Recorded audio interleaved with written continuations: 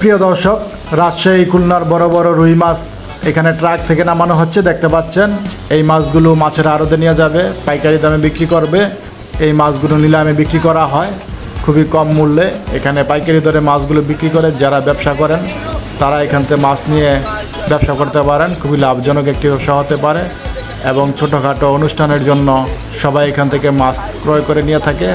তো বন্ধুরা, ট্রাক থেকে কি পরিমাণ মাছ এখানে নামায় তা আমরা দেখার চেষ্টা করব। বিশাল বড় বড় মাছ এখানে নামানো হয়, অনেক পরিমাণে মাছগুলো এখানে জমা হয়, তা আমরা দেখানোর চেষ্টা করব।